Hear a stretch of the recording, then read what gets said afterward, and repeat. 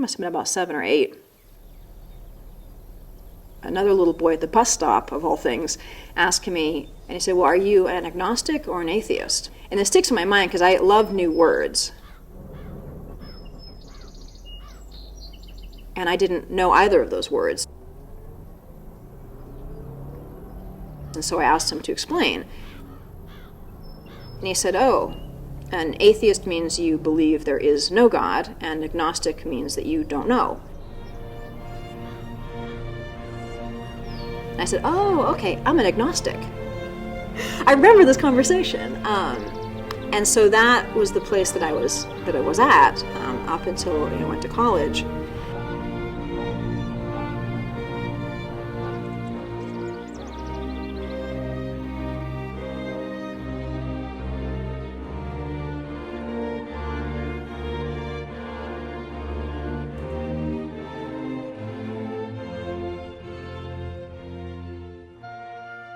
I went to do a music degree, and then I discovered I wasn't as good as all that. I wasn't as good as the people who were really good. But we had to do other subjects while studying music, a couple of other subjects, and one of them was philosophy. And I turned out to be very good at that for some obscure reason. I'd never heard of it before. It was reading Plato, basically, things like that, and criticizing Plato. And I enjoyed it.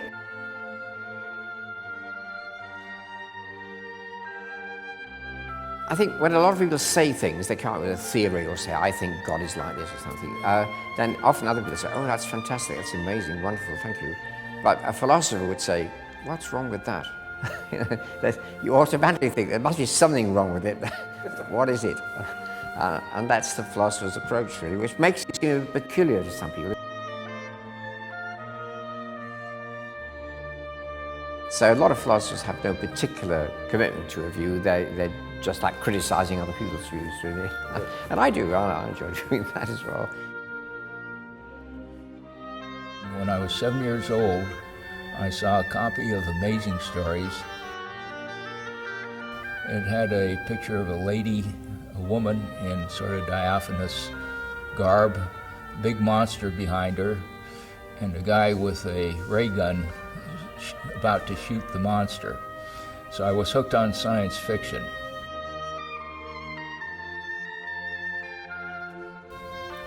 And then we moved to California, and they have a planetarium there called Griffith Park that has pictures of the stars and all sorts of scientific exhibits, and I got into that.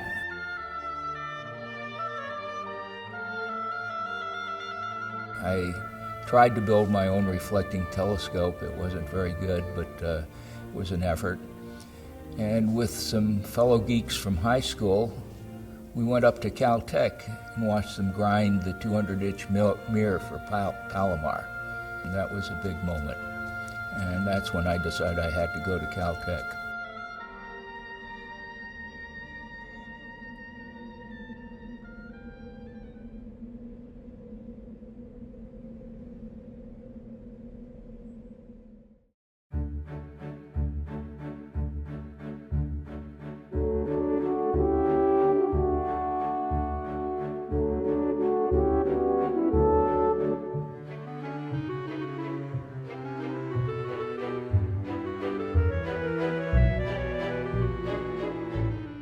My philosophical experience in Oxford was interesting because, there were 3 professors of philosophy, the professors being the top dogs in philosophy at that time. One was Ayer, who said nothing but experiences, God doesn't make sense. There was Ryle, who said there aren't any experiences at all, they're just bodies walking around the world. And the third one was Richard Hare, who actually took the collection in his local church and said, of course there's a God.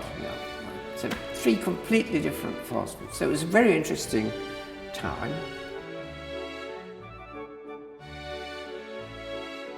Well, I grew up, I've lived all over the place. My father was in the Air Force, and so we traveled a good bit. But I'm from Massachusetts and grew up, a good portion of my childhood and youth in Massachusetts, in a small town in north central Mass. Now, we didn't have much money when I was growing up. My dad was in the Air Force, and that means you don't make a lot of money.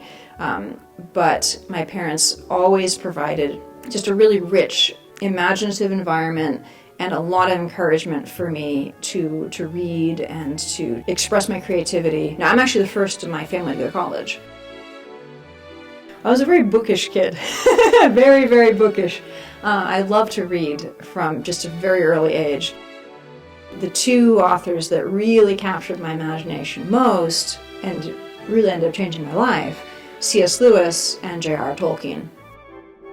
So the Chronicles of Narnia, I don't know when I first read them. I must have been about, I'm going to say 6 or 7, just about the right age to get them. Oh, what fantastic books they are. And then the same with Tolkien's The Lord of the Rings and The Hobbit. I actually don't know when I read Lord of the Rings for the first time. I can only remember rereading it, which is really curious. I think I must have encountered it fairly early on and just loved it. I mean, this is the book that just hooked me, and it's one that has brought me back, again and again. Well, the theoretical physicist does numbers. He makes theories. The experimentalist sets up the equipment, does the experiment, figures out why it doesn't work, tries it again. The experimentalist is the one who really gets what is needed in science. And it takes a real team now in physics. And I think the idea of working with things, having a feeling for things, what you have to do, how you have to fine-tune things is what makes the difference. The theoreticians are great, we need them, but it's experimentalists who actually set the science on its feet.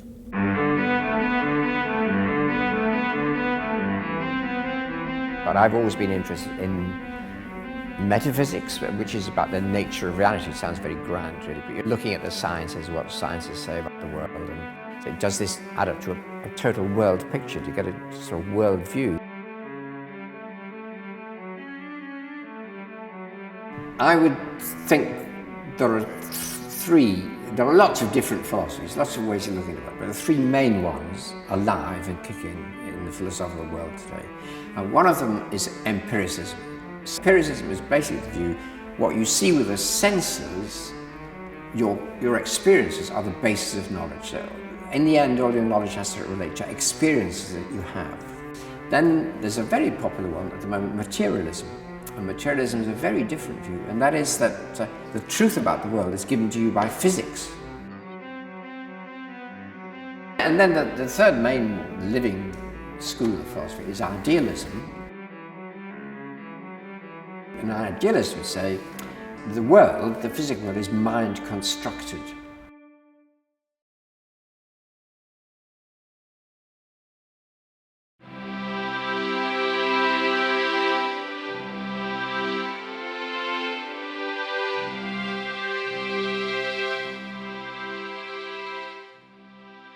My parents weren't anti-Christian. In fact, they have their own, they have their own belief in God, and in Jesus.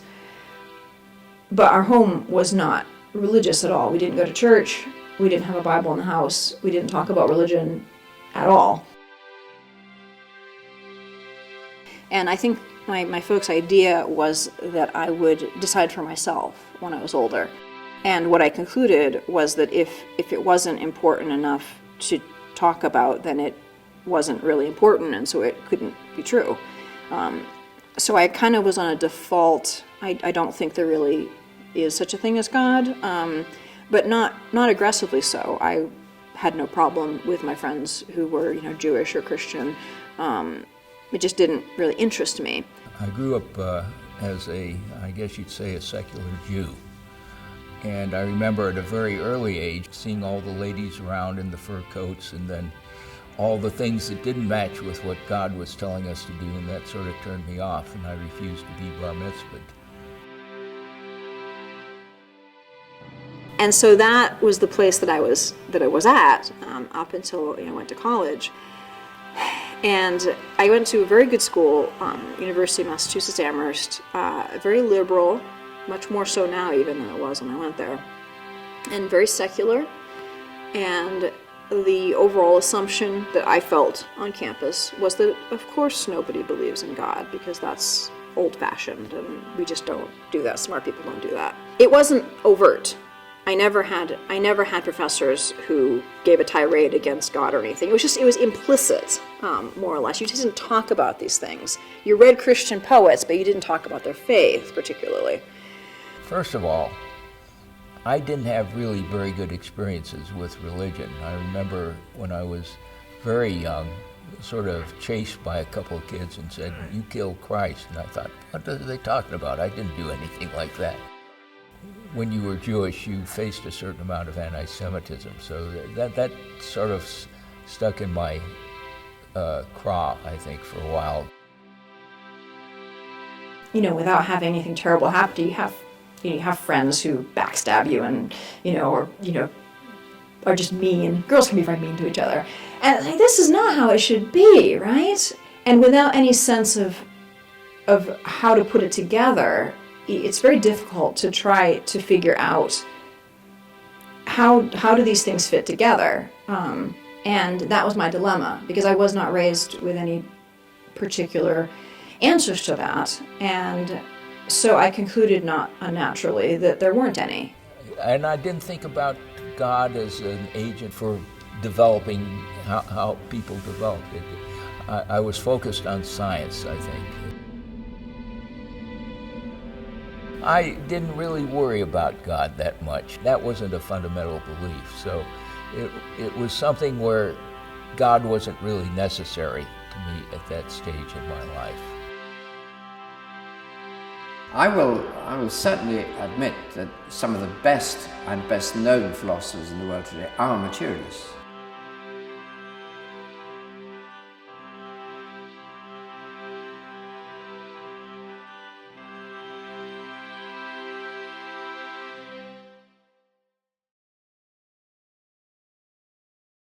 And a materialist would say only what the scientist talks about is real. Everything else is a byproduct, an accidental byproduct. Experiences don't exist. There aren't any experiences, well, because the truth about the world is given to you by physics. And physics doesn't talk about experiences. A physicist would never mention experiences. A physicist would just talk about mass, solidity, matter, indeterminacy, quantum phenomena, right? All physical things. So the hardline physicist, and I think of Francis Crick, one of the people who discovered the structure of DNA, wrote a book in which he said, your thoughts, your experiences, your feelings, your emotions are nothing but the firing of neurons in the brain. And that's materialism. That's what it is.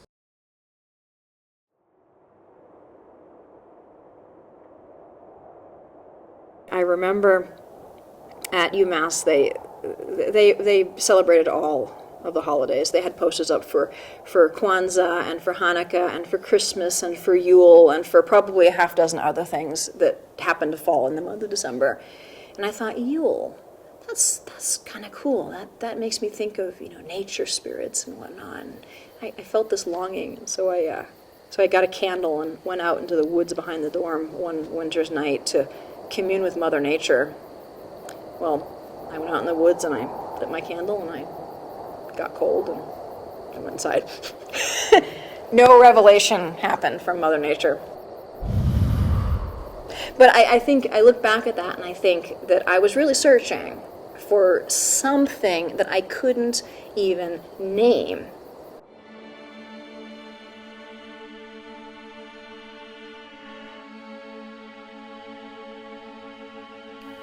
And then I went to do my first master's degree at University of North Carolina, Chapel Hill.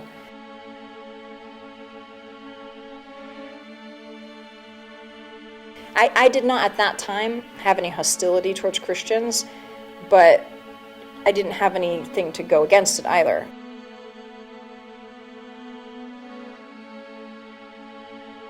I, at that point, got in with some more bitterly and angrily atheist friends,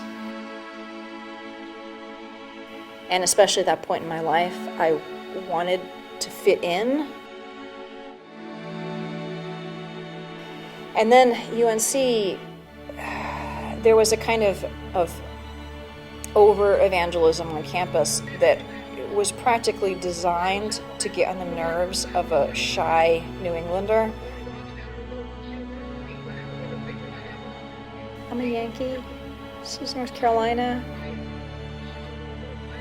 You kind of couldn't pick a worse way of getting me to think about Jesus. And Andrew Mellon for shopper, and John D. I remember there was this fire and brimstone preacher who would come into the quad and just rant. On the wheels of God judgment are going to go sweeping this old God-hating world. And I would just go away and eat my sandwich in the library, you know.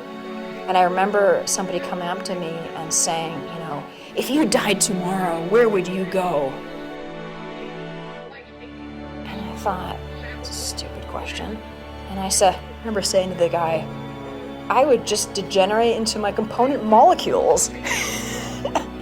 I was very proud of myself, but I thought it was a very witty answer.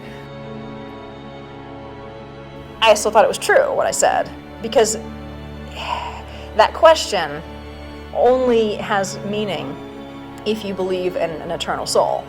If you don't believe that you have a soul, it's like this doesn't even have meaning, this question.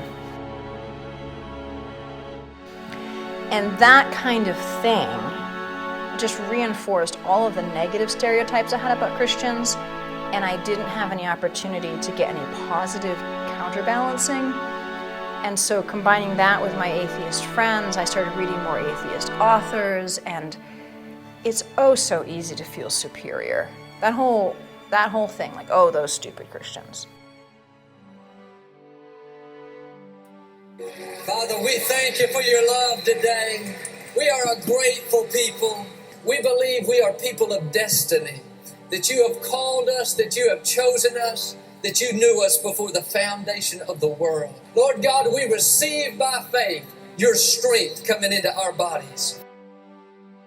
Lord, I thank you that we won't be at this same place next year as we are right now, but we'll be closer to you. We'll be better off in our health, better off in our families, better off in our finances. Lord, I thank you that we'll never get stuck in a rut, but we'll continue to grow and that we will become everything you've created us to be. Lord, I thank you as we're worshiping you today, that you're just doing new things in our lives. I thank you, Father, that we're getting rid of little dreams. We're getting rid of mindsets that have held us back. We declare it by faith. We are victors and never victims. We say what was meant for our harm, we believe you'll turn around and use to our advantage.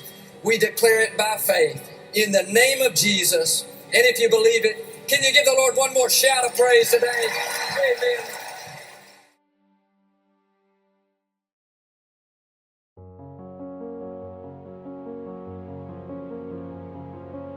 Back in Plato's day, there certainly were materialists. There were Democritus, who invented the term atom, was somebody who was a materialist. And there were materialists around. They were in the minority. They were the people Plato and Aristotle fought against, basically. So they've always been a sort of minority view.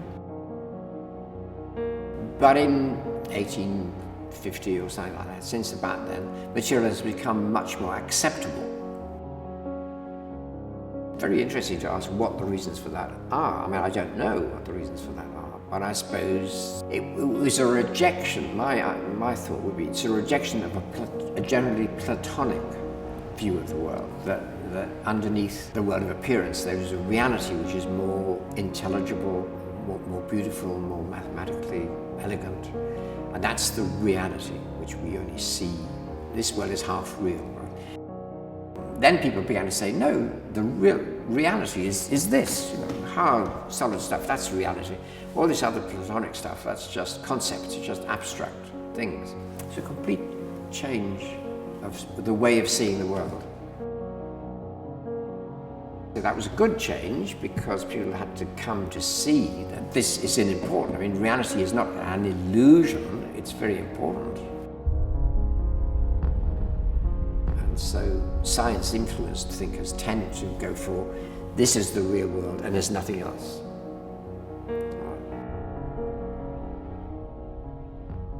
The atheist believes that matter, material things, and by that I don't mean just solid stuff, but things like fields and quantum particles and so forth, explain everything. That you will eventually be able to explain everything by mathematical theories, that the brain is just a meat computer, that all these things are just matters of physical laws, and that there's nothing else, and that's the way the world is.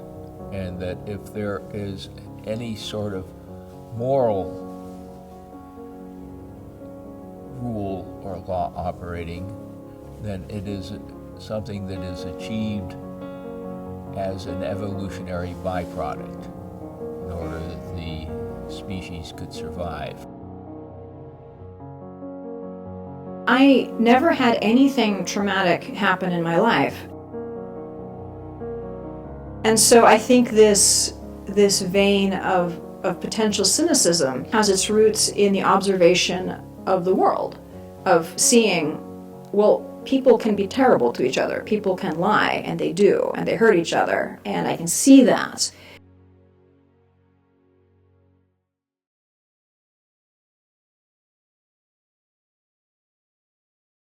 Wir sind intolerant. Ich habe mir ein Ziel gesteckt.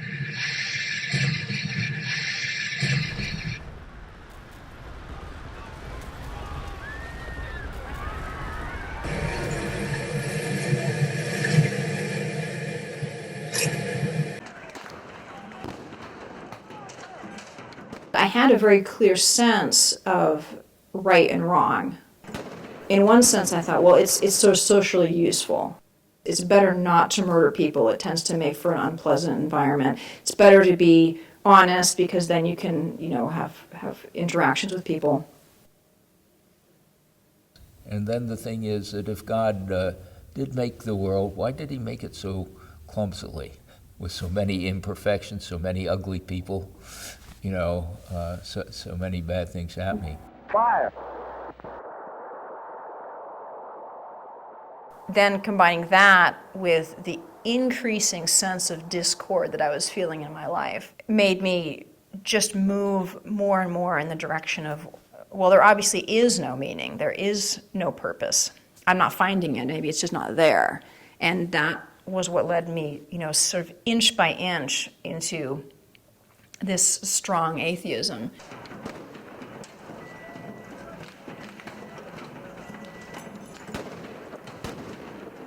We never really talked about this very much in either college or graduate school. There was not that much discussion. Now, that was a long time ago. Well, it's the growth of science, which is totally spectacular. I mean, you have to say it's awe-inspiring when you think on the way in which people can map which parts of the brain are working when people think. That's amazing. And you can use this to rectify disorders of the brain and the whole progress of genetics too is just amazing. So science has given us amazing new knowledge, and that's true. And I think it's just that influences it. What new knowledge has philosophy ever given you? Or theology? Is that any new knowledge? Well, no, not really.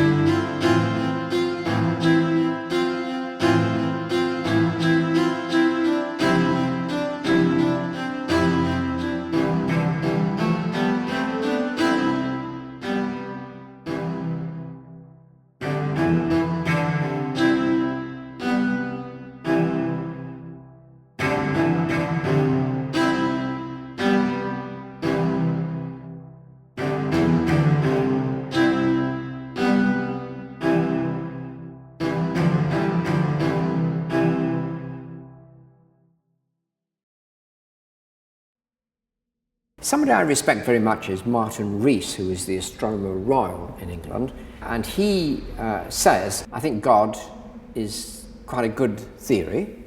That is to say, we have to explain how it is this extraordinary fact that if just the basic laws and constants of physics give rise to conscious life, it looks a put-up job.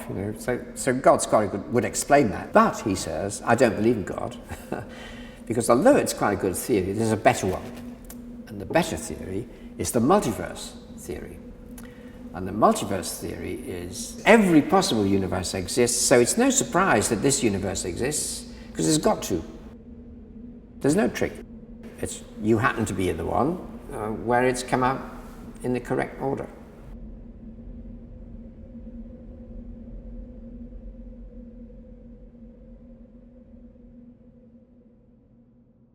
And of course, our current culture, doesn't encourage us to ask these questions.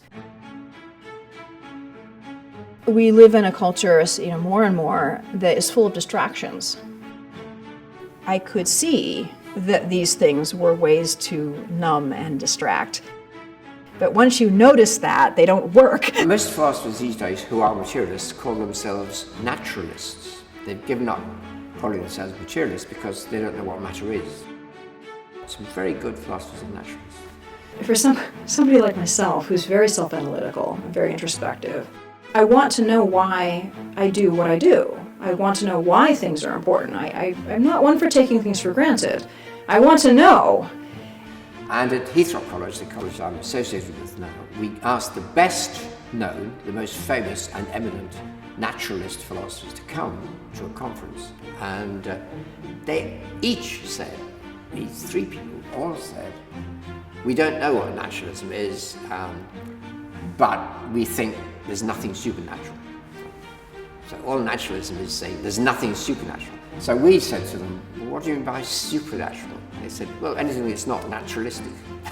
So it's a vicious circle, really. And this was something that I really struggled with at this point in my life, which was basically, who am I? I believed there was something deeper. What's the meaning of my life? Why should I try to achieve anything? I felt like I needed to, but again, why? The different parts of what I believed graded against each other, and there was a lot that I had to kind of sweep under the rug and not think about. I didn't know what to do. That was the thing. I just thought, well, basically, I have to live with being disintegrated. I thought, this is the way it is, and okay. So naturalism and materialism are very, even materialists or naturalists find it difficult to define. They're just against things they would call spooky or supernatural. And that's very interesting because Albert Einstein, surely one of the greatest physicists of all time, said that the trouble with quantum physics was that it was spooky.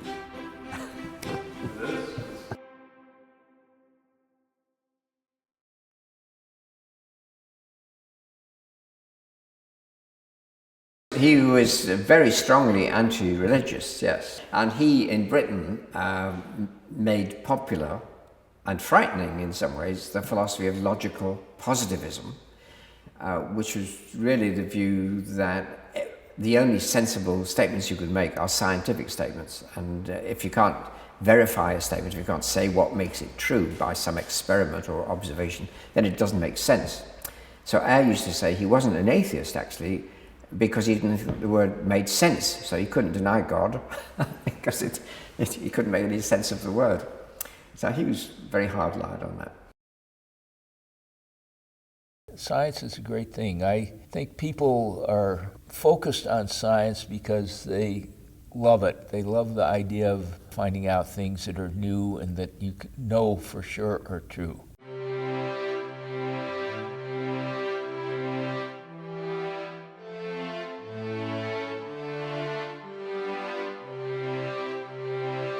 It's sort of like solving a puzzle. I really was never so high as when I got over that one paper. That was really a joy. It was beautiful, it was pretty, it was elegant, and it was also sort of useful.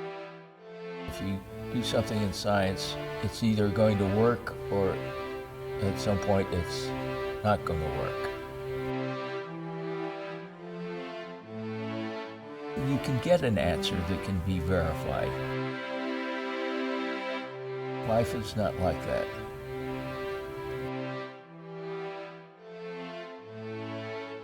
You can't control it.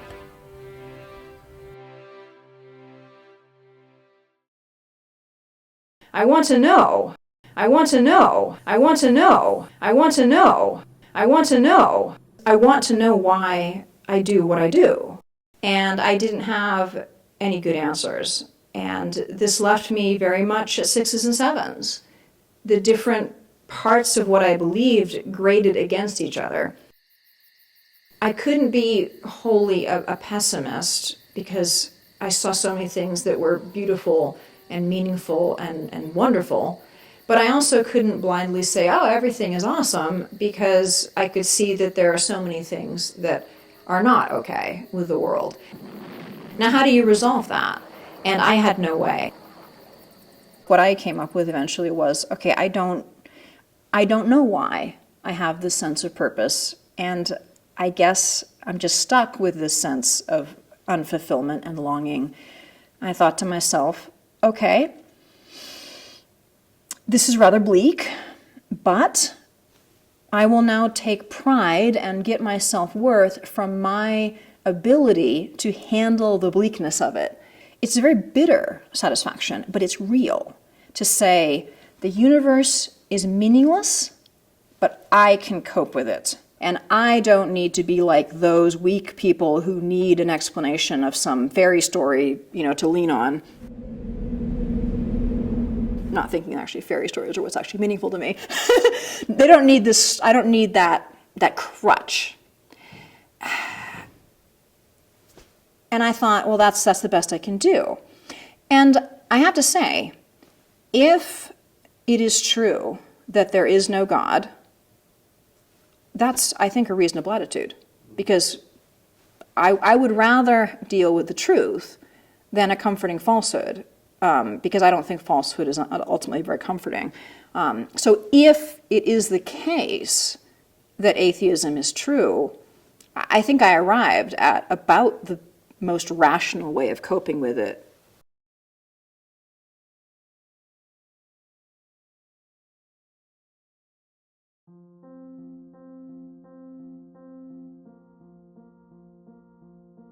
And in my mind, the only type of science that is meaningful is science that can be verified empirically. In other words, there have been theories in the past like phlogiston or the ether. Good theories. They explain things very well. But then there were experiments that showed that they were not right, that they didn't explain things. I discovered many years later when I became a Lewis Scholar that C.S. Lewis had actually gone through a very similar experience as a young man. He had a great division between the two hemispheres of his brain, and everything that he thought was beautiful and true and meaningful, he thought was imaginary. And everything that he thought was real, he found to be dry and meaningless and dreary. I did talk to him, of course, personally, and so I heard from his own mouth that he had a religious experience which shook him considerably. He died. He clinically died, so he had an after-death experience. Then he came back to life again after that. But while he was clinically dead, he experienced visions of strange goings-on, which seemed to be religious in some sense. And he was very shaken by that, I can tell you, because you shouldn't have had that sort of experience. But he got over it. Some of these things are, I guess you'd call them mathematical metaphysics. They're not science, they're metaphysics.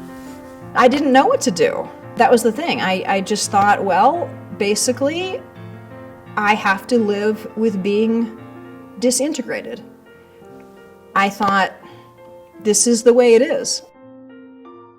There are some theories that are so extravagant that you begin to wonder whether there's some sort of psychological bias in the minds of physicists to sort of show that there was not an act of creation. He actually gave up the philosophy of logical positivism. He himself gave it up at the end of his life, and he said the trouble with it is it was wrong. I had these different tracks, the intellectual, the emotional, the spiritual, and they don't connect, but I desperately need them to connect.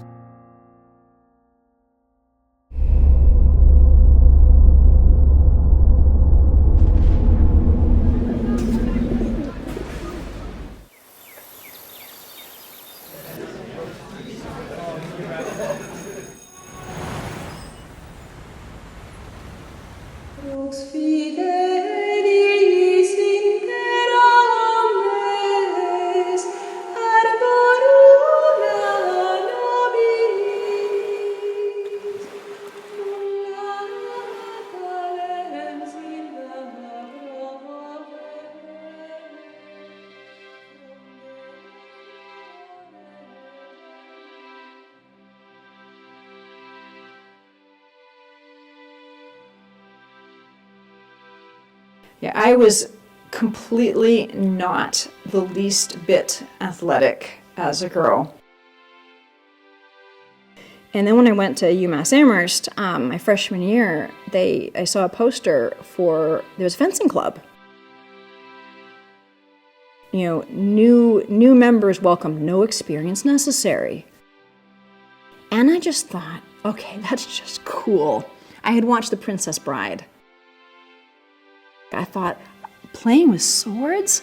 Oh, this is cool. And so I showed up, and I got into the novice fencing squad, had this crazy guy, Ed was our novice coach, great guy. And what a crazy gang of fencers we had. Really oddball people, I liked them immediately. I wasn't much good, but it was fun, and discovered that I really had a passion for it. And so I kept fencing, I kept at it, kept training. Didn't fence a lot during my grad school years, but then got back into it when I moved out to California and wanted to be more serious about my fencing. And so I researched and found a really good club with great coaches, and I eventually competed Division I. And actually got to fence one of the Olympians once in a competition. I scored some points on her. She beat me, of course, but I scored some points. I made her at least break a sweat.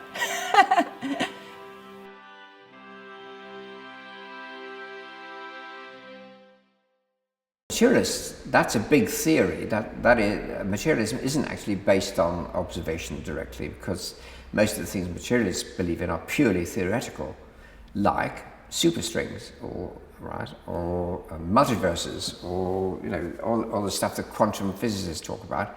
That's a big theory, and the view that that's all there is, which a materialist would take, is an even bigger theory. It's a very theoretical statement. The English tradition, I should say the British tradition, because it was David Hume, who was Scottish, and George Berkeley, who was Irish, but they were all empiricists. So that's the big British philosophical tradition. Empiricism says all knowledge begins with experience. And Ayer was actually in that tradition. He just took it to a very extreme degree and said that experience means what you can see through a microscope or with your eyes, and if you can't see it, it doesn't exist.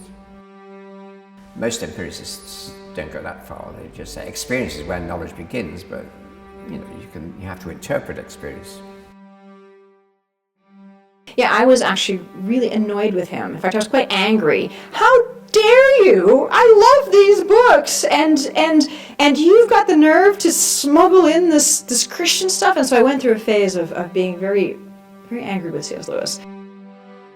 And so I never had the reaction to Tolkien of arguing with him the way I did with Lewis, but I came to realize that yes, there really is this deep-seated element of faith. What authors like Tolkien in particular does really well is he shows what's beautiful, but doesn't try to hide what's broken. But he doesn't dwell in it either. Sorrow and pain were real, but they weren't the whole story. But I knew instinctively that there needed to be some answer to this dilemma, and Lewis and Hopkins and Tolkien showed me a picture. They showed me this, look with me and see what this is like. And it made so much sense. And that drew me.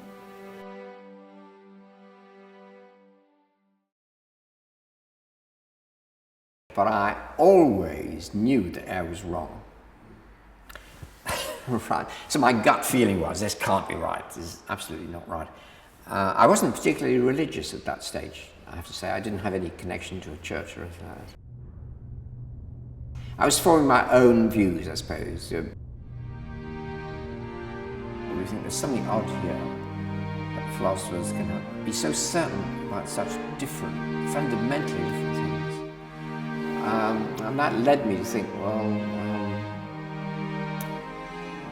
what is the basis of knowledge anyway? And so I started to become, I got on the path to becoming what I am today, an idealist, somebody who thinks that mind is the basis of material reality. I had been thinking about these questions actually for some years. It's interesting, in terms of the reading that I was doing, all of the sort of philosophy and discussing the questions explicitly, I was reading the atheists. The Christian side was being held by the poets. And they were actually doing a remarkably good job of holding up the Christian side. Because I was reading these books by atheists and sort of nodding my head at them and saying, right on, way to sock it to those silly religious believers. And then I have these poets who are showing me, not telling me, but showing me that their belief is something a bit more robust and beautiful and compelling and meaningful than these atheist yahoos think it is.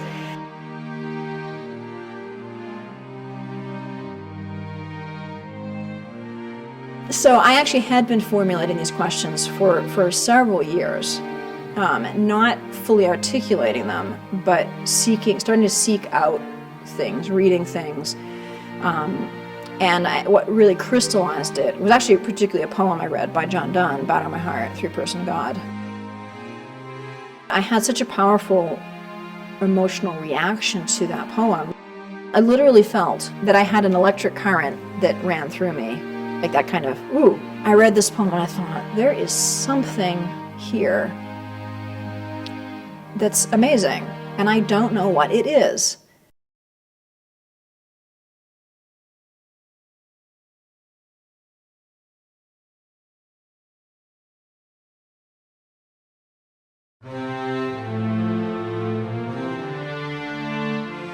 An idealist would say the world, the physical world, is mind constructed. So a lot of quantum physics seems to support this, and some quantum physicists are idealists. It's part of, I think, a hidden reality, that there's something there's a connectivity between these things that we don't understand. When we see things, we're constructing out of something that we can't really describe except in pure mathematics. We're constructing a world of colored solid objects by our minds. That's a construction. And there are actually experiments in quantum physics which seem to support this to many people. Waves collapse into particles upon being observed. Then you might say, well, a lot of the world looks as if it's mind constructed. And anybody can see that by seeing, well, this world of solid physical objects, how do we know? Aren't we constructing that world out of something much more mysterious and vague? So that leads you to idealism. You say, well, the whole of reality is mind constructed. And the next step is to say, which mind? Who constructed it? Well, not me, not my mind. So there must be a mind of some sort which constructed it. equals God.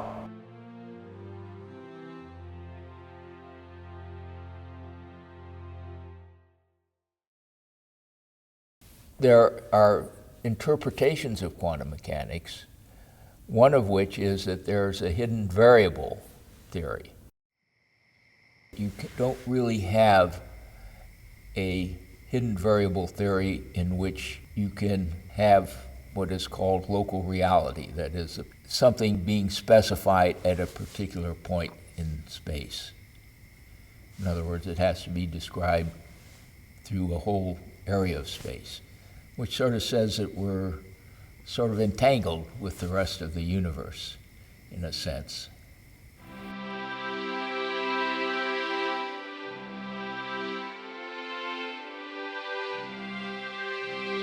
As it turns out, Josh, my fencing coach, was actually ended up being pivotal in my becoming a Christian because he was a Christian.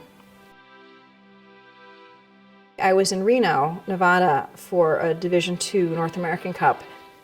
It was interesting because I egotistically had very high hopes for my performance. Well, as it turns out, I got knocked out in the first round.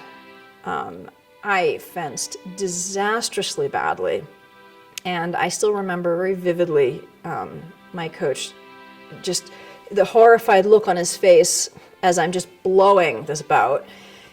And then he said to me afterwards, "Holly, in that bout, you did everything wrong." And all I could say was, "Yeah, I did." So after the tournament came to an end, I actually met up with my coach and his wife for dinner. I didn't want to talk about fencing, just no. So we started talking about The Lion, the Witch, and the Wardrobe. And then I don't remember how it came about. We started talking about Lewis's views in general. And I said, well, I admire his literary skill, but I don't believe what he says about Jesus, where he says, Jesus is either a liar, a lunatic, or the Lord. I said, I don't believe that. I think Jesus is, a good moral role model. And I remember Josh saying, well, and that was an opening for him to say, I'm not sure that really works.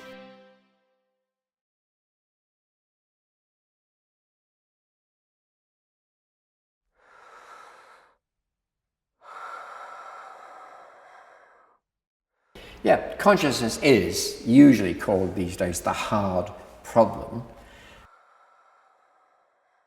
Consciousness looks as though it evolved out of matter, so matter must have come first. But I don't think that works, because you say, and where did matter come from? And cosmologists now take that as a very serious question, and it's not easy to say what matter is, even.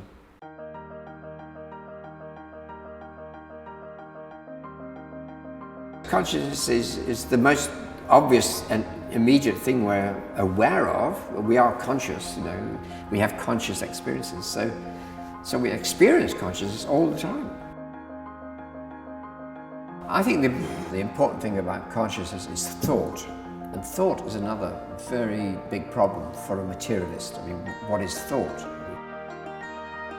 For a materialist, thought would have to be just electrical processes in the brain. And that thought can only be known by the person who's thinking it. So what I'm saying there is actually thoughts are things which are not scientifically accessible. So I think thought has creative efficacy. It's causal. It's a causal.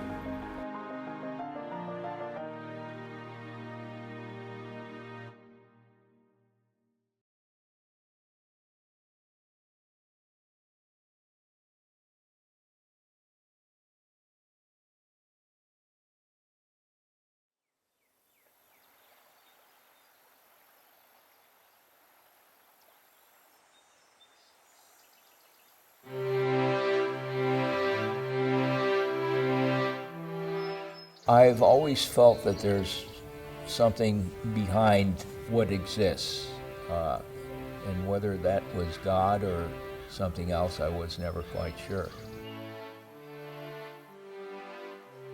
I wasn't ready to tackle the more specific questions about Christianity because I was really on basics. Is there such a thing as God?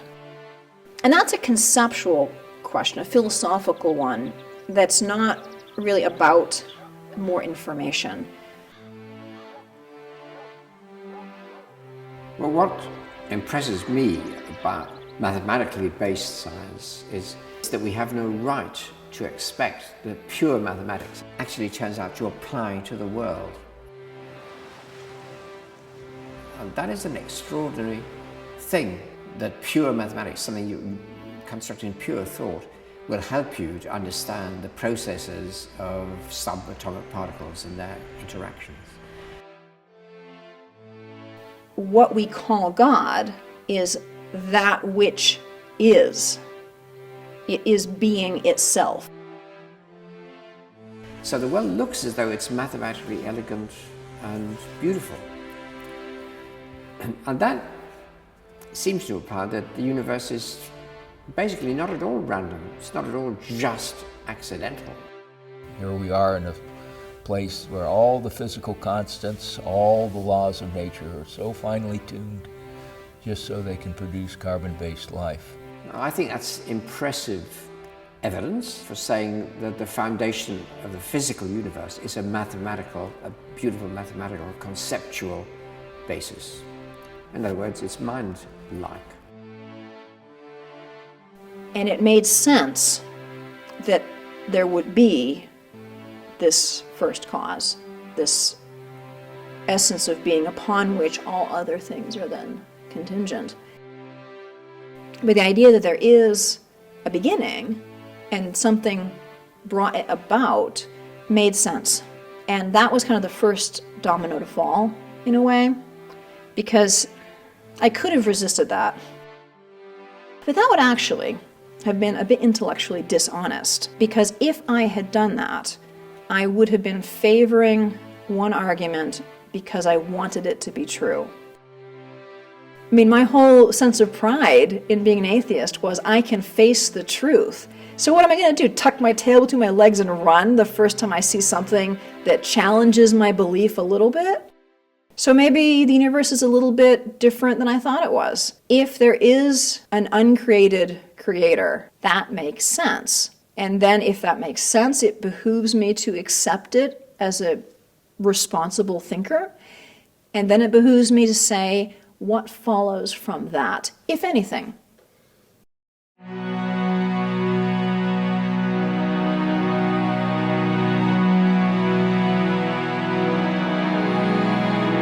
I think it's pretty obvious that a scientific, that is to say probably a physical explanation of the universe has to end with something unexplained. I mean, people who talk about the universe as coming into being out of nothing, of course they don't mean nothing. They mean there's a huge reservoir of all sorts of different energies producing, fluctuating universes coming in and out of existence. So what you've got is a whole array of quantum laws which exist, and some huge balanced on the whole energies which quiver and produce universes every now and again. The questions arise, where did the laws come from? Why are they the way they are? So you're left with something. So that in a sense, there's going to be no final scientific explanation. You've got to start with something.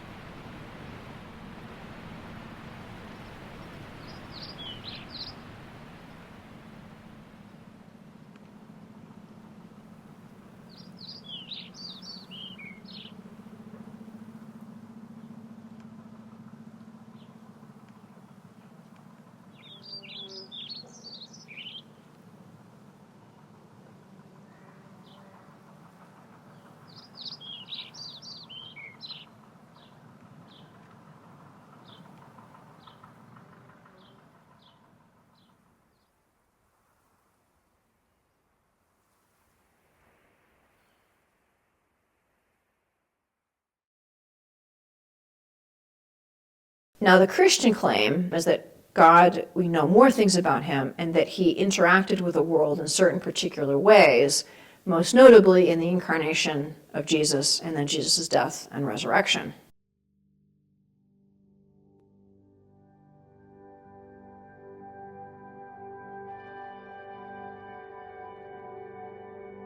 Above all, it was a claim that could be investigated.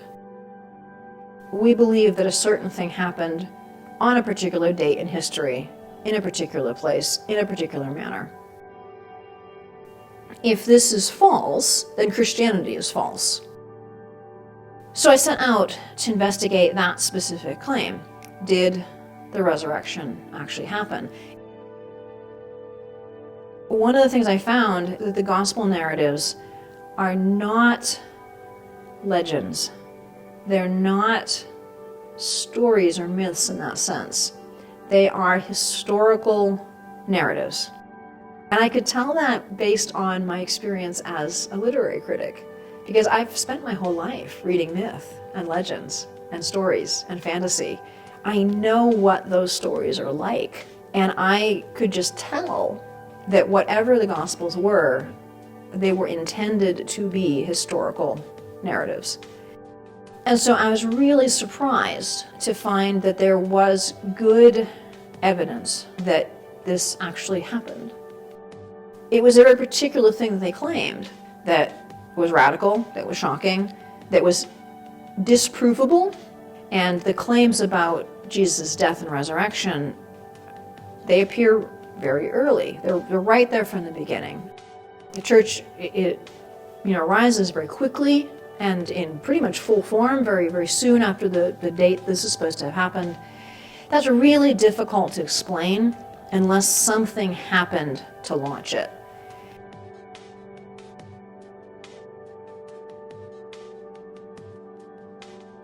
We know from historical records that the early Christians were martyred, that they were killed for professing this faith. And they had every opportunity to make other claims. How do we explain that unless this really happened? If Jesus of Nazareth really did die and rose from the dead, this vindicates his claim. And all of the Christian claim is based on that. And I was particularly struck by the way St. Paul says, if this isn't true, then we are most to be pitied, because all of our faith is in vain.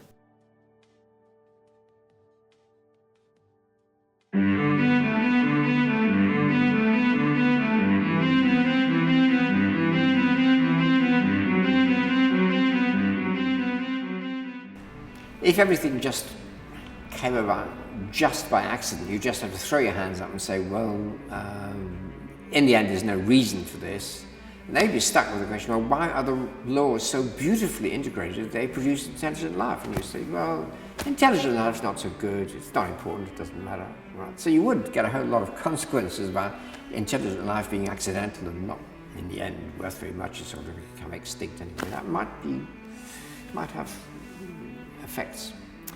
But if you say this universe does exist for a purpose, there is a meaning to the things that happen in the universe, they're contributing towards a goal which was envisaged at the beginning of the universe, you get a totally different outlook on it. You say, well, it's difficult to understand, very difficult, but there is some meaning to be understood.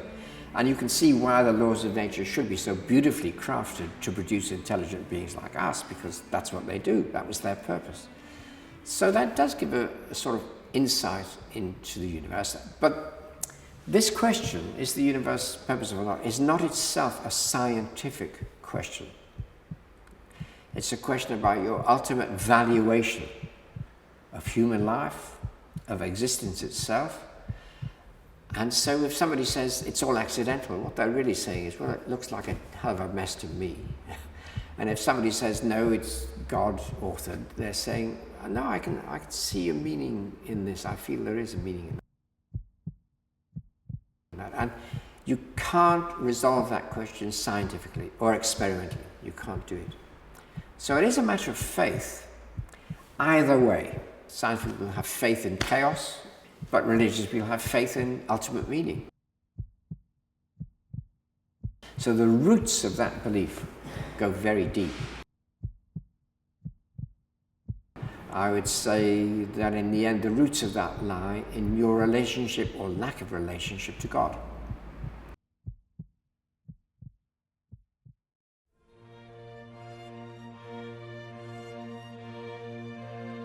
But I found myself not able to take what I knew the next step would be, which was to acknowledge Christ as Lord. My reason said, I'm convinced. But I didn't get it. I didn't grasp the meaning of it. And I actually went back to the Chronicles of Narnia. I was particularly looking at the figure of Aslan, the great lion who's the Christ figure. There was something about that image of the lion, the king of the beasts, who could be not safe but good, who was touchable and personal and real and physical, and yet also the king of Narnia. Somehow that enabled me imaginatively to say, this is what it could be like for God to be incarnate in Jesus. And then things came together and I was able to say, yes, okay, whatever this is, I'm in for it.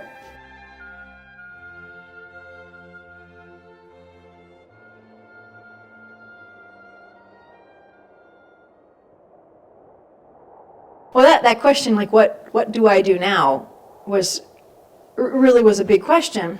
And what I ended up doing was the typical profession of faith.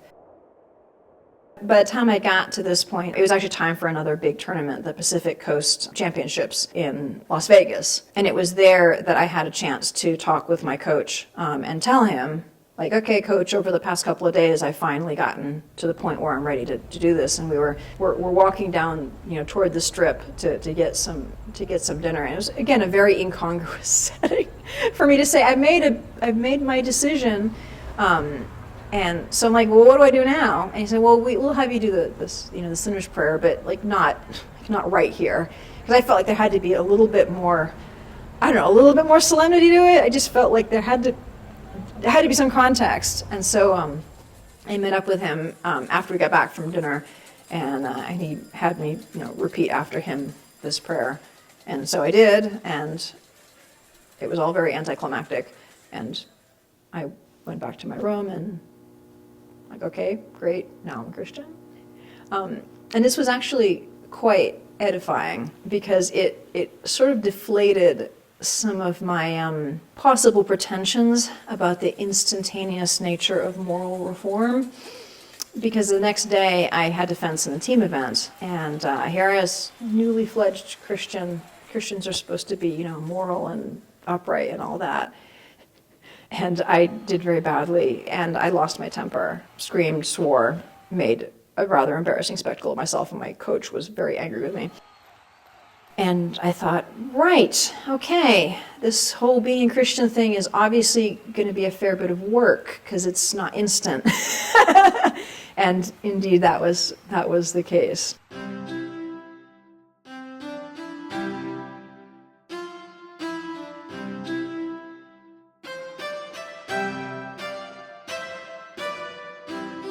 I think you can define God. I mean, a number of standard ideas of God, a number of traditional ideas.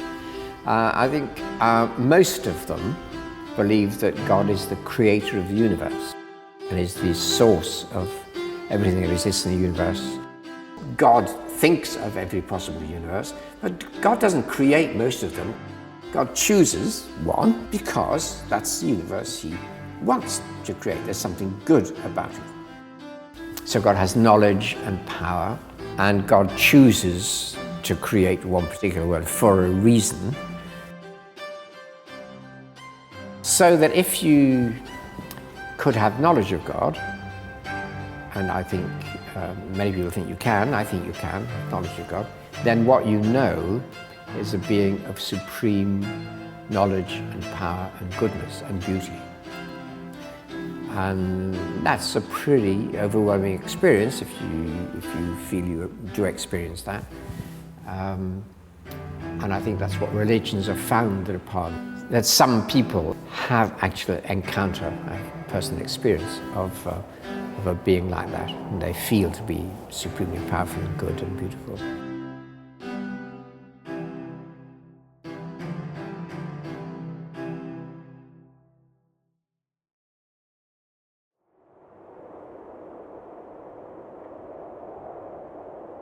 There's Jesuit philosopher de Molina, who talked about God's middle knowledge, that God knows everything that can occur and will occur.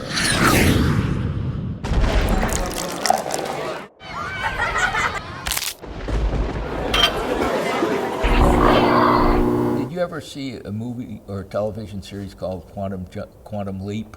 Like, what's the meaning of my life? Why should I try to achieve it? Pick a worse way of getting me to think about That's Jesus. sort of an interesting theory, I think, because, if you think about it, that's something that sort of allows for free will, because you can make a decision, and you can be in one world, your ego goes into that particular world, and there's another world where you made the other decision that just goes on, and some other ego occupies that.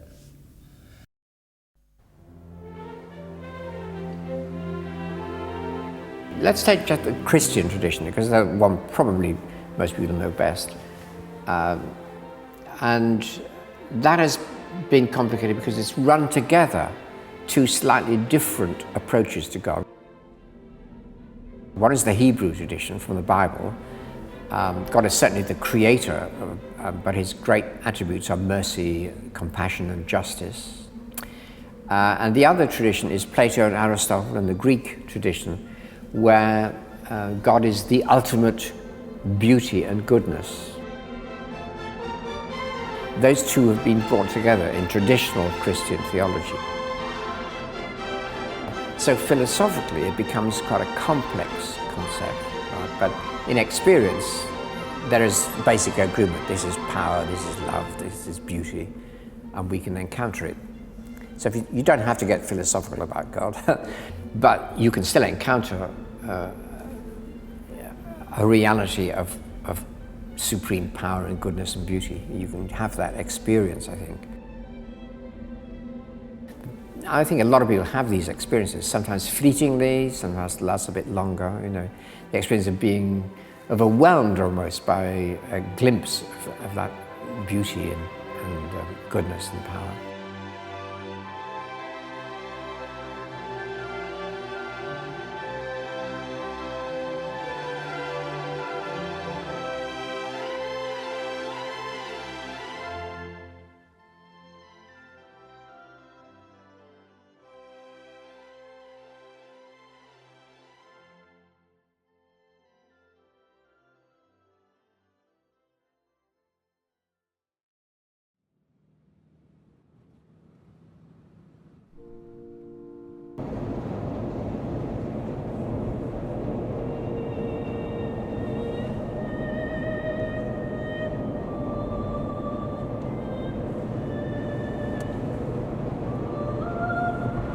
It makes it sound that that time was purely intellectual, but it wasn't. I was thinking very intensively about these things, but I had one particular moment about midway through this process where I had gotten to the point where I believed that there was a God, but I was questioning, does he or does he not interact with people? And it was really difficult for me to grasp how the Creator would even want to be involved with me. I mean, come on, hasn't he got better things to do? But I was going along the North Coast Highway and just looking at the ocean and the sea and the pelicans flying and all that, very beautiful.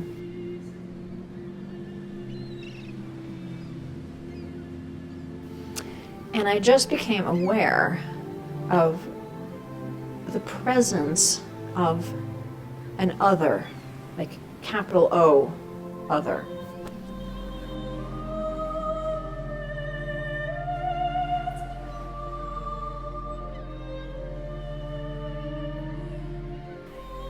And I just knew that it was God.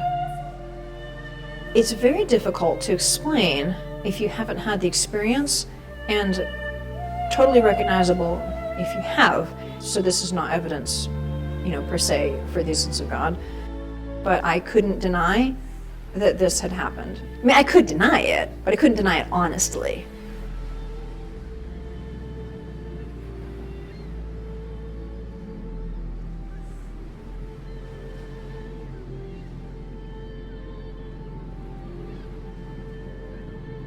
I realized that I had been thinking about this idea of God and his interaction with humanity on a purely intellectual plane.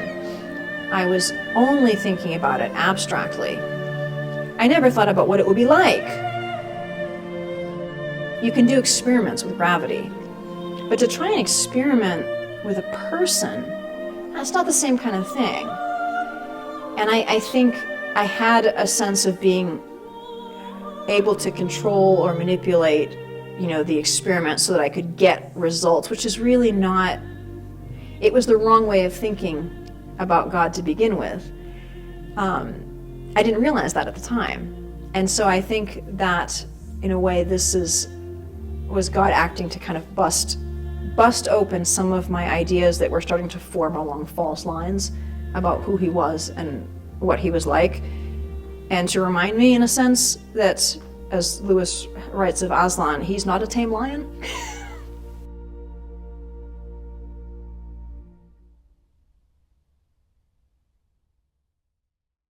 Well, before I became a Christian, I would have thought that morality was a matter of social convention, full stop. That it probably was an evolutionary explanation for altruism having been good for tribes of people getting together, being friendly with each other so they could kill everybody else more effectively. Right? And then I would have said, well, that's of no interest to me, that's how it happened, but morality now doesn't have any force for me. If I can escape it, I don't want to go and kill other tribes. So I will be amoral. Right? That was the conclusion. Morality is a con, as some philosophers actually do say it's a con trick. Freud said your introjected father image or something, so get rid of it. So I think I would have probably, that would have been the logical conclusion of the way I was thinking about morality. There's no objectivity to it, it's just genetically engineered, and if you can escape it, why not? When I committed myself to being a believer in God, I had to say, this is what God wants, so I'm going to do it.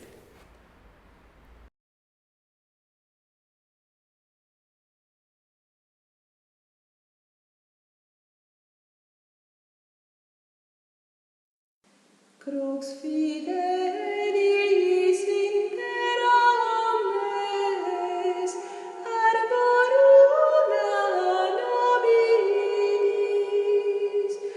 nulla talem silva provet fronde flore. I believe in the tradition saying morality actually is meant to fulfill human life. It's not meant to repress it. And that's what it's about. So it's about human fulfillment and well-being and flourishing. It's about love, really. I think you have to have a transformation of vision.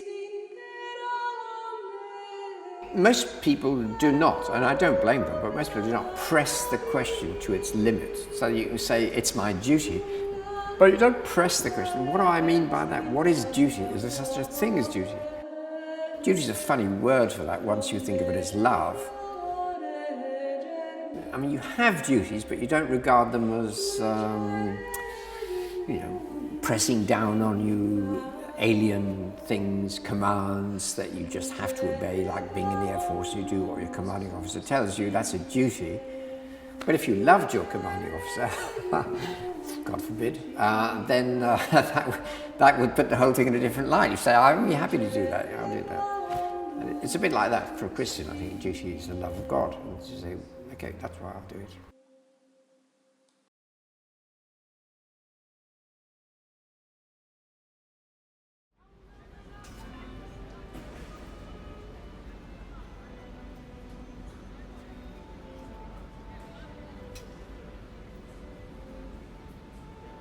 Evidence in ordinary human life is very rarely conclusive. So when you ask a big question like, is there evidence for a mind-like loving reality behind the universe? And people are going to have the same evidence, but they're going to come to very different views. So the evidence is ambiguous, if you like. But what you need for religious faith is a bit more than evidence. You need to have commitment.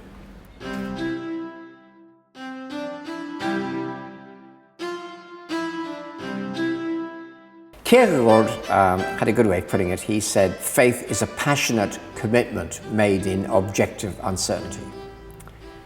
And there are lots of things in life where that has to happen. I mean, that's what C.S. Lewis in his essay, Meditation in a Toolshed, talks about looking along the beam.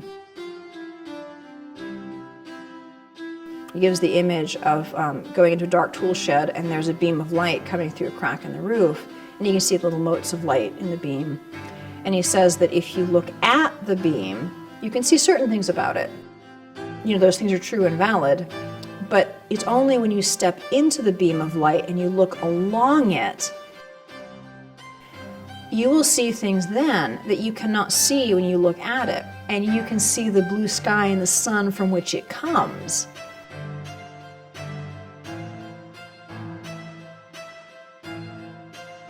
And that's the thing about making this step of faith, that you have to step into the beam and look along it, and then you will see things that you cannot see any other way.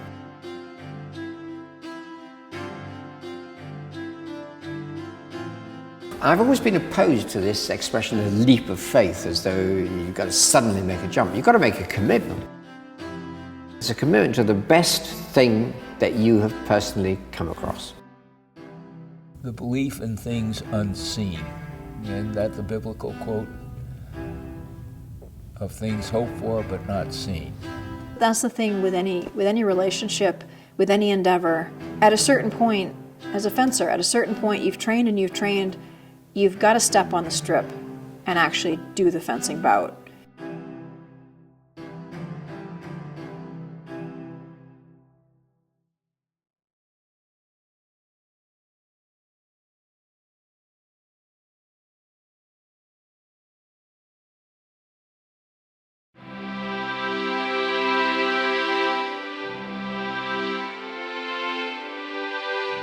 I believe that God reveals that there is a God, and since there is God, God will reveal something about the divine nature and purpose everywhere in the world.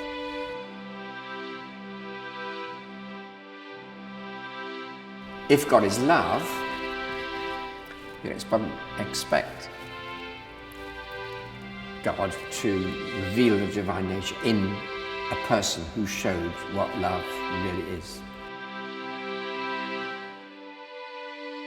And then there's the bit that comes to you as a challenge, and the story of the life of Jesus is something which says this could change your life. When that hits you, you commit yourself to actually believing that, to being a member of that community.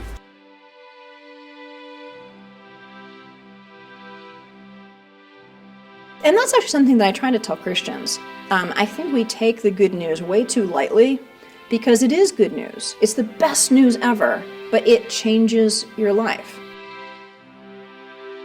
It means a total reorientation of everything you thought. I think we have to give people some credit to say, yeah, this is a big deal. We are saying something that's pretty radical, and it changed my life, it shook up my life. I saw pretty quickly that if this goes where I thought it was going to go, that I didn't know what the consequences would be. That was scary, but I thought, well, I need to follow this, because again, I believe in following the truth where it leads. There's a very famous physicist. He has an article titled "The Unreasonable Effectiveness of Mathematics in the Sciences." Why is it that mathematics is so effective? Why is it that elegant theories rather than complicated theories are the ones that are operative? My answer would be that it is an elegant mind that has set all these theories. It is a mind that wants to make things elegant and beautiful.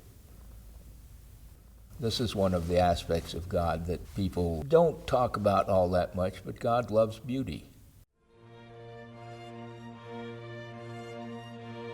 I think a lot of atheists, not all, but a lot of them, don't want to admit to the loose ends, and so they think that materialism and science can explain everything. Well, the problem is, and I tried that route, see, the problem is that science explains things beautifully well up to a certain point, because it's not a question of degree, it's a question of kind. So my sense of self, for instance, my consciousness, is not explicable by materialist measures. When I was going through the conversion process, I had a lot of doubts. You know, how could this be this change of this cracker into the body and blood of somebody who'd been dead for 2,000 years? You know, the priest who was doing the catechist teaching said, well, you believe in one miracle, the resurrection, why do you find it so hard to believe in others? And I said, yeah, but... Well, for me, in particular, music has always been an encounter with transcendent beauty.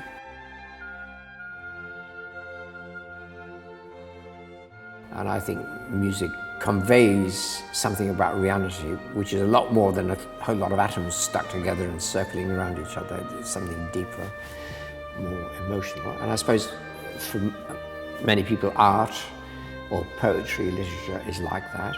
So I think art is one way of getting a sense of transcendence. And then they had the 40 Hours procession with the monstrous coming down, and they were singing Pange Lingua. And I remembered the Latin, even though the senses fail to see, faith will. And it just filled my heart, the music. This changed me, this made me believe. You know, before it was sort of a matter of form. For instance, a mother's love for her child, or, you know, a young man and a young woman in love. Is it really only about biological impulses? There are some people who would say, yes, it's only about that. But I think that is missing something that an honest person will say, it's not only that. There is something else. And the something else is different in kind, not just in degree. You know, you don't get to God straight away. You know, you don't say, "Oh, this is God." You just this speaks to me as something which is coming through my sense experience, but it's a lot more than just my sense experience. It's got that depth. And it's a feeling of not necessarily happiness or being pleased, but just being sort of, I guess, overcome is a good word. Being sort of just stirred. I don't know.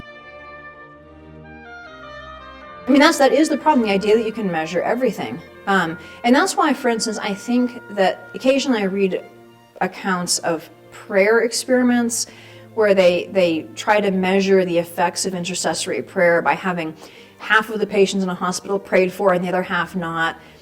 And I think that's just so wrong-headed. God is not a vending machine where you insert prayers into the slot and you get results. God is not a machine that you can figure out how it's ticking over. God is a person. He shapes our desires. He's reforming our desires to be rightly ordered.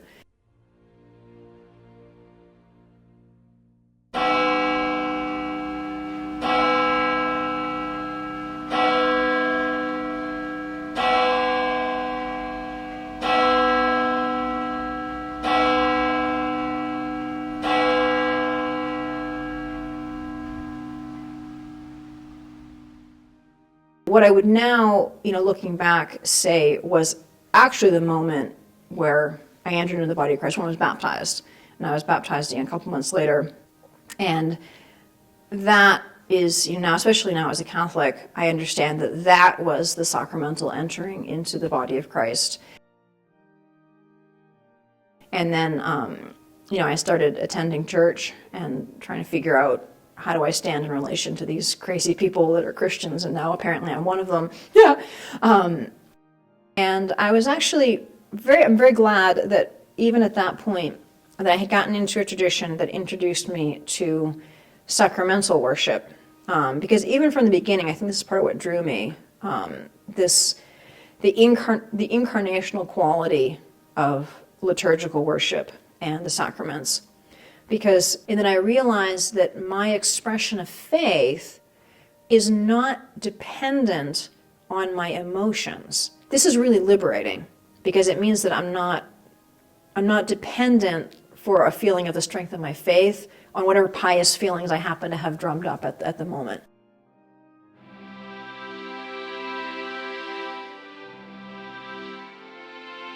It's very hard to do this on your own, after all. I mean, you'd have to be a very independent individual, and if you try to think it all out on your own, you'd probably be wrong anyway. So that's where I think the community, like the church, is very important, because it teaches you the language, it teaches you the practice.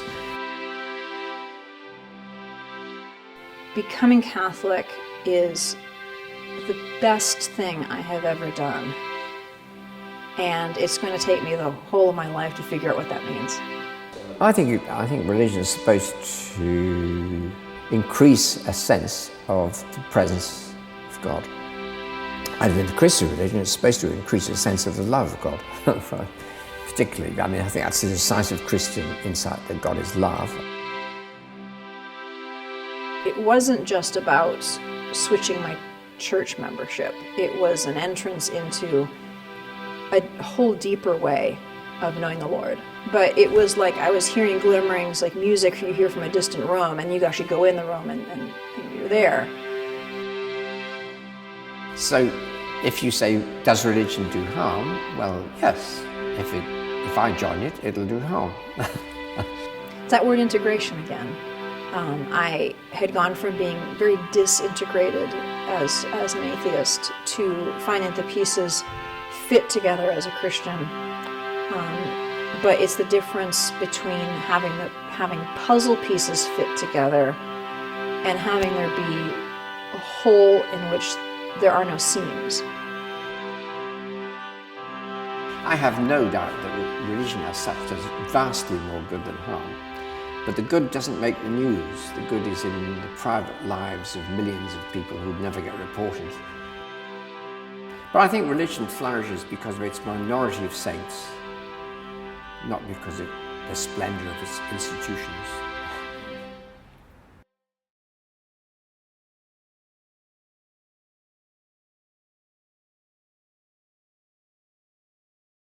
Batter my heart, three persons, God, for you as yet but knock, breathe, shine, and seek to mend, that I may rise and stand, overthrow me, and bend your force to break, blow, burn, and make me new. I, like an usurped town to another do, labor to admit you, but oh, to no end. Reason, your viceroy in me should defend, but is captive, and proves weak or untrue. Yet dearly I love you, and would be loved fain, but am betrothed unto your enemy. Divorce me, untie, or break that knot again. Take me to you, imprison me, for I, except you enthrall me, never shall be free, nor ever chaste, except you ravish me. My basic view would be that I'm convinced that there is a mind-like source of the universe and that it desires human beings to do certain things for good, at a cost often. And that then after that I think, well, how is there so much suffering in the world? So the suffering is something which goes along with the territory. And if you believe that the whole thing exists to bring conscious beings to knowledge of God forever, if you think that, which is Christian belief in the resurrection, of course, then you're going to say, well, yeah, it is a good universe, even though it necessarily has a lot of suffering in it, which God shares. So that would, yeah.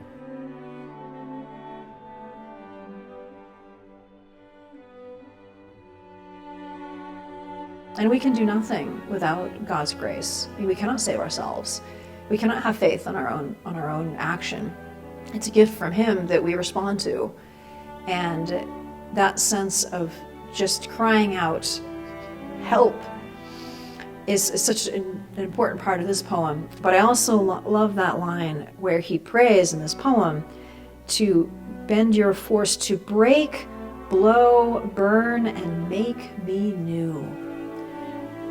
And that's what God promises to do, to make us new, not to let us kind of muddle along in our existing wretchedness. He is going to make us new. But Donne recognizes that can be quite a dramatic process. And that prayer to say, okay, Lord, break, blow, burn, and make me new, He will do it. And that process can be a bit daunting and a bit difficult. But that's how you remake something, right?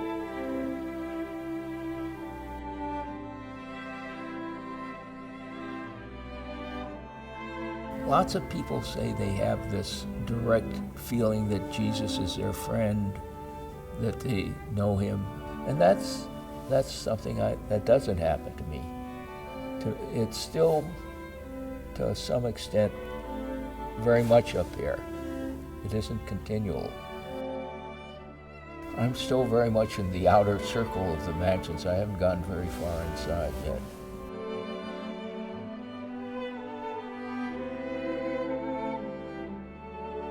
I wish I could go back 30 or 40 years and in fact just do what the Benedictines say you should do, because there'd be so many changes, ways of being humble, of not letting bad things happen to you and sort of like waves crashing over you. It's happened very late in life, but nevertheless, it's been a joy, a blessing.